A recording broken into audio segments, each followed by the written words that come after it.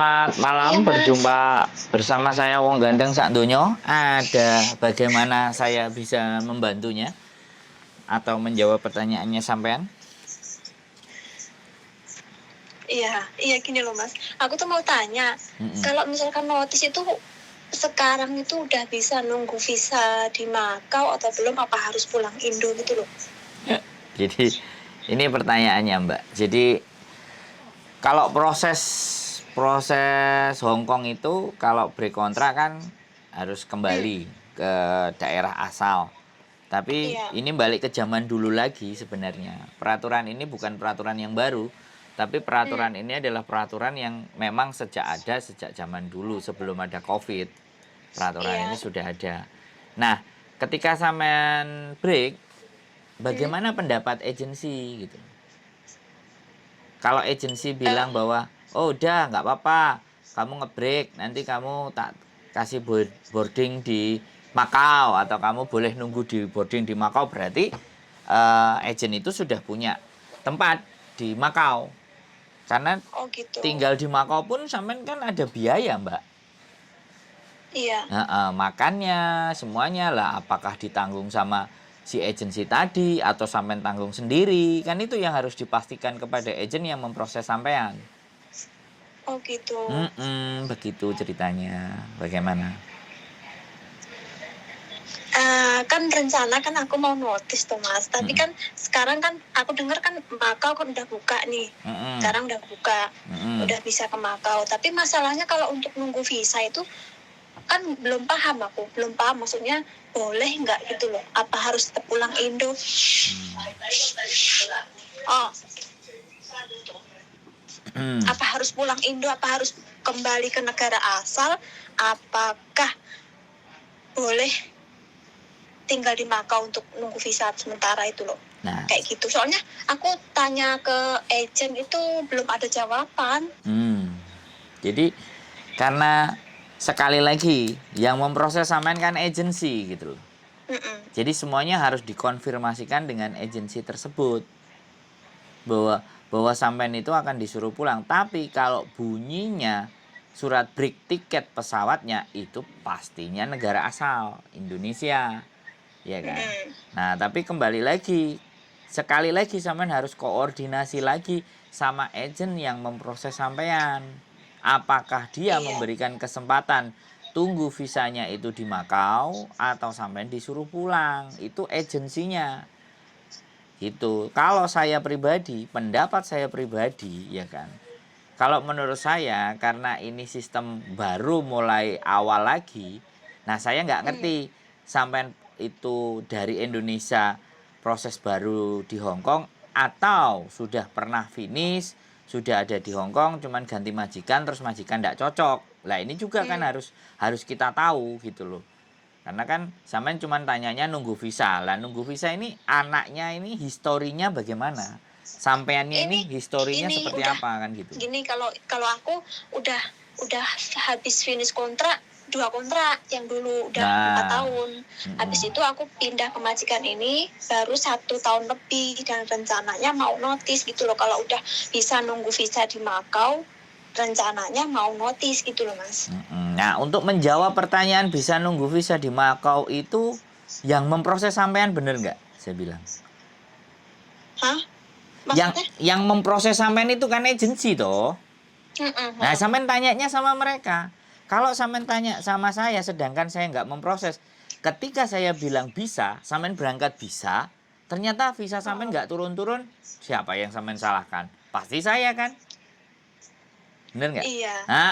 Tapi ketika saya ngomong, Mbak, nggak bisa, jawaban sampean yang ingin sampean harapkan bisa dan tidak itu kan kita nggak ngerti, gitu loh. Karena semuanya tergantung yang proses, Mbak.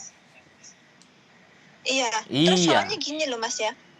Setiap agensi itu kan beda-beda toh. Ada betul, yang katanya harus pulang Indo betul. syaratnya. Ada yang eh, nunggu visa di Makau bisa. Mm-mm. Jadi kan bingung. Kalau agen saya sendiri kemarin aku tanya belum ada jawaban. Mm-mm. Jadi lebih baik agent saya sampean sendiri silahkan ditunggu. Begitu saja kalau saya. Karena sekali lagi biaya di Makau itu sampean yang tanggung. Kalau sampean memutuskan sendiri, ya kan, nggak peduli agent mau ngomong apa, pokoknya aku proses sama agentmu, aku akan keluar. Gitu kan ibaratnya sampean keluar ke Makau itu kan sampean yang nanggung resiko. Jadi seperti itu, resiko sampean tanggung sendiri. Keluar dan tidaknya karena sekali lagi biaya. Yang diperhitungkan agent pun juga ketika boleh kamu tapi aku nggak bayarin rumahmu loh ya, aku nggak bayarin kontrakmu loh ya. Kalau zaman dulu agent-agent sudah punya boarding, kenalan masing-masing. Iya, sehingga sampainya istilahnya dibuang ke boarding di Makau. Nah istilahnya begitu, dan kadang-kadang yang di boarding untuk anak-anak dapat duit ya ditawarkan part-time kan bisa jadi kayak gitu. Itu kan zaman dulu. Nah sekarang ini kan baru mulai lagi. Ya sebenarnya ini juga potensi, ya kembali lagi nggak ada masalah. Sekali lagi keputusan ada di tangan sampean. Kalau seandainya sampean tidak memilih pulang Indonesia tetapi memilih pulang ke Makau, sampean toh pun juga ngeluarin biaya gitu loh. Agensi juga menyuruh ke Makau, menanyakan kompensasi juga dong. Agent kan juga cari untung. Iya. Kan seperti itu yang sampean pahami. Jadi intinya nanti mau nunggunya di Makau atau tidak, sampean pertimbangkan, sampean sudah punya gambaran. Gitu loh kalau mau nge-break. Menurut saya ya kalau saya boleh saran ya, boleh dipakai, boleh tidak. Kalau sampean break, sebaiknya pulang ke Indonesia. Sebaiknya, karena akan mengirit biaya minimalnya rumah. Nggak perlu ngontrak, dan sampai sudah 2 kali kontrak saya nggak ngerti sih. Tapi kalau saya ya kalau toh pun sampai nggak mau pulang ke rumah, ya boleh cari kos-kosan kan sebulan 800.000, 600.000, 700.000 kan ada. Kalau toh pun sampai nggak mau pulang, misalnya begitu loh ya, nggak mau pulang ke rumah, kan nggak ngerti juga teman-teman ini ada masalah apa enggak. Tapi setidaknya kalau di Indonesia kan sampean bisa kendalikan uang sampean. Bisa dipahami nggak? Sama-sama keluarnya, kenapa nggak sesuatu yang bisa kita kendalikan? Tapi kalau sampean trial, coba-coba main ke Makau dulu sebelum sampean break hari libur, nggak apa-apa, main coba ke Makau. Cari-cari info, barangkali di Samsantang, keliling-keliling, ada boarding-boarding yang disewain. Sudah mulai lagi teman-teman, ya boleh, nggak ada masalah. Nggak jadi soal, nanti bisa kalau di sana maunya, saya nggak nyaranin loh ya, tapi kalau itu sampean mau, sampean survei, saya belum pergi ke Makau, tapi mungkin bisa jadi minggu depan saya coba survei sambil saya bikin konten ke Makau, ada boarding-boarding yang disewain nggak buat teman-teman gitu. Oh gitu. Saya juga mau survei, ini juga potensi gitu kan. Untuk konten, anak-anak sudah mulai banyak yang nanya ini, break ini kira-kira bagaimana ke Makau kan kayak gitu. Kalau peraturan di Makau sudah berubah. Iya. Job nggak bisa datang, tapi job itu dari Indonesia. Oh, job dari Indonesia. Kalau di Makau.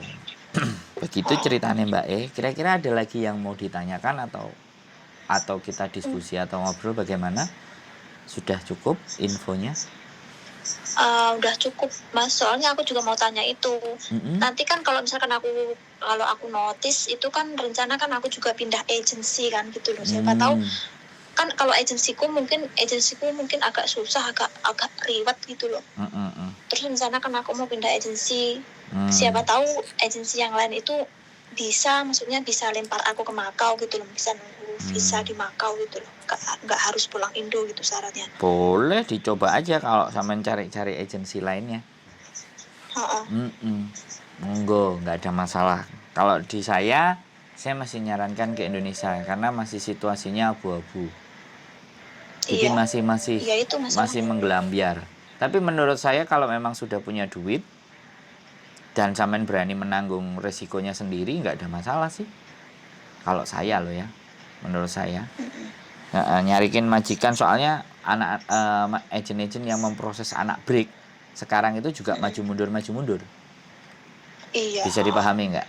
Jadi mereka nggak mau ribet. nggak mau sumpek, nggak mau mules. Iya, Agent. biasa apa ya, ribet sekarang mau kalau belum finish kontrak mau notice atau break itu kayaknya susah banget loh.